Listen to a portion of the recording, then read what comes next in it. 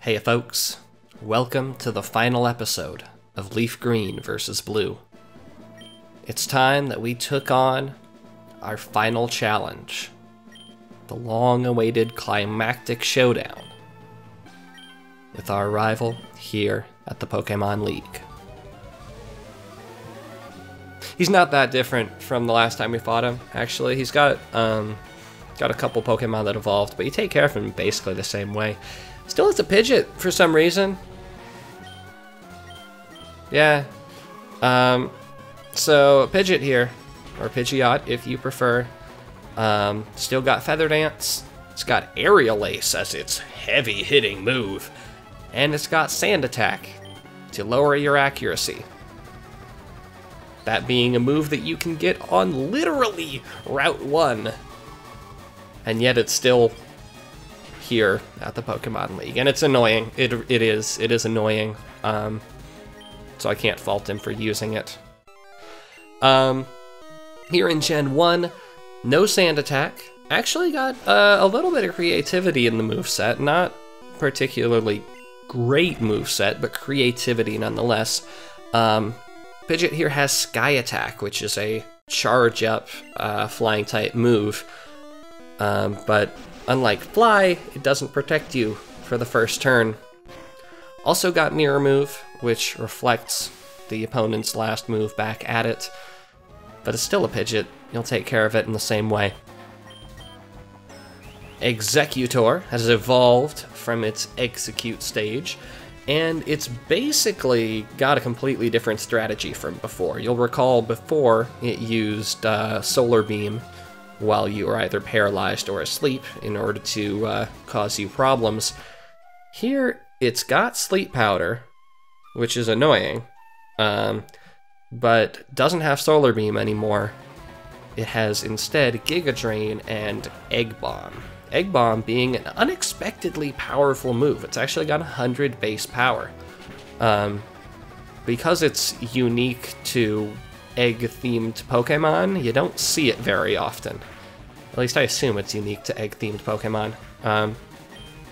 So when I saw it on the move list, it was like, oh yeah, that's gonna be like Barrage, right? No, it's actually a pretty strong move. Only 75% accuracy though, so that could be a saving grace for you. Also has Light Screen if you're using special moves against it, but you can just use Ice Beam or Fire, things like that. It seems to be working pretty well for me. I'm a little surprised they got rid of Solar Beam. I'm surprised they didn't try to go for the full Sunny Day combo, but oh well. Here in Gen 1, it has less to work with. It's got Hypnosis, so that's annoying. But then it's got Stomp and Barrage, two normal type moves that don't do much damage. And it had Solar Beam before. That was a stab move with high base power. Sure, it had Charge Up, but it was a lot stronger than Barrage. It doesn't even have a fourth move. I don't really get it. I don't understand. Anywho, Alakazam. Again, probably the most dangerous member of his team. It's got Psychic, it's got Recover, it's got Future Sight, it's got Reflect, it's got all the power that you could want. The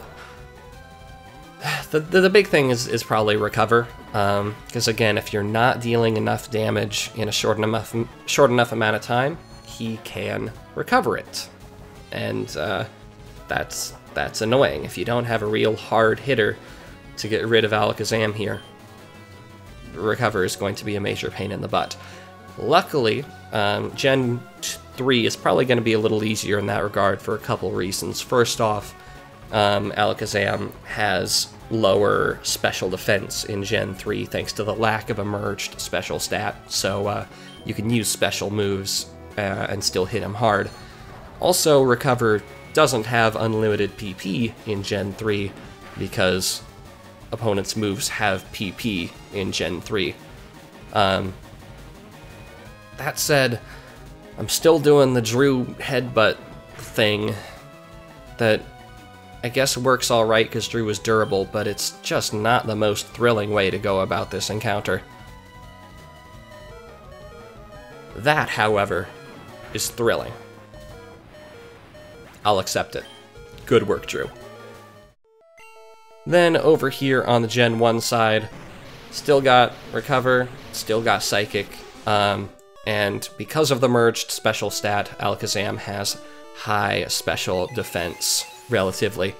Apparently I'm still doing plenty of damage to it. I know that was a critical, but if you're having trouble, maybe try a special move anyway, and see if it does alright. Then we got Ducks here. Ducks, are you gonna finish this thing off? Oh, you. So my strategy here is to use Slash, which has a high critical hit ratio, and because it's Gen 1, that means it always crits. Good plan. Next up, Gyarados. We just saw Gyarados in the previous episode. We've been fighting this particular Gyarados for much of the game. We know how to deal with these things by now.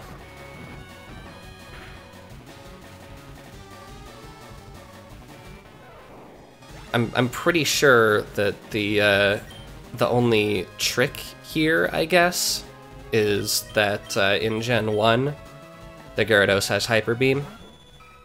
I'm getting ahead because Gen 3 Gyarados doesn't have anything new. Yeah, it's still strong, it's still dangerous, it can still mess you up if you're not ready for it, but it doesn't have really anything remarkable about it other than the power. It's in the same situation as that Dragonite from the previous episode. But yeah, the Gen 1 Gyarados has Hyper Beam, which means it's in a similar situation to a lot of the Pokemon that Lance had in the previous episode.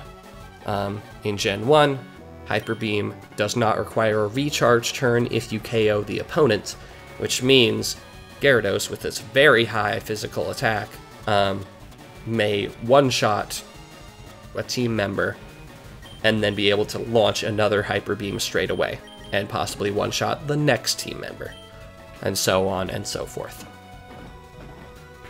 It does not have Hyper Beam in Gen 1, instead it has Thrash, which is a strong normal-type move. It's a normal-type Outrage, so to speak, although I don't know if the power is comparable. It's got Thrash, which this one seems to be using. It's got Hydro Pump, got Dragon Rage. Really, the Dragon Rage just keeps sticking around, and it's not a threat past the mid-game, because it only does 40 base power. This Gyarados could use Hydro Pump and do a lot more. Anyway, did a bunch of switching around and healing and whatnot so I could get Walter in there for a Thunderbolt. That was my end game there. Then here in Gen 1, how does the fight go? Well, it's not quite a one-shot. Might have been a one-shot if the RNG was on my side, but it's a two-shot, and it was not a problem. So, there you go. Next up is Rhydon, the evolved form of Rhyhorn. Guess what we do to this thing? Same thing we did to it as a Rhyhorn. And, minor spoilers, same thing happens in Gen 1.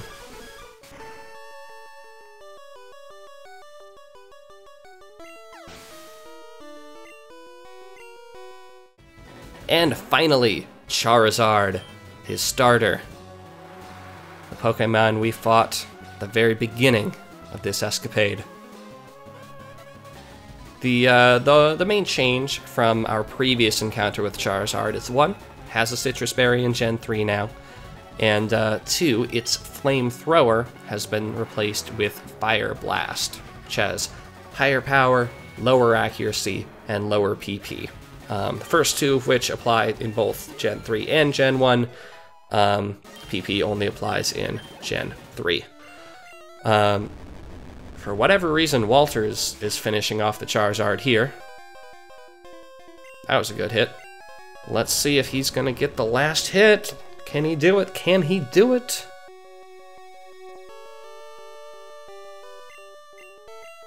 And there you go. That was the final battle of LeafGreen versus Blue.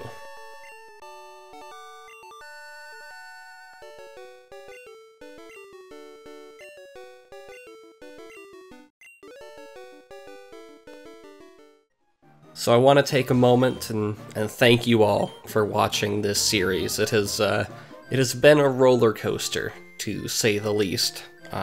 Took a long time to get off the ground. Took almost as long to land it, so to speak. This is a very different series from how I usually approach things. You know, I like to be comprehensive and I like to be knowledgeable. And here, I was definitely knowledgeable. I did more research for this series than I think I've done for any other series, or possibly every other series combined. But this was so heavily edited. It was so narrow in what it actually covered. It was such a different experience to edit and to record. And I don't know if it's how I'd want to do all my series, and I don't know if it's how you would want me to do all my series. But I think nonetheless it was a very valuable experience for me. And it got me to think very hard about some very small choices about how the game was made. And I think that's pretty cool. And so, as we watch the Hall of Fame fill up, Kingsley, Drew, Vincent, Walter, Katrina, and Dux, from the 7 of us here, thank you all for watching. And see ya, folks. This has been LeafGreen versus Blue.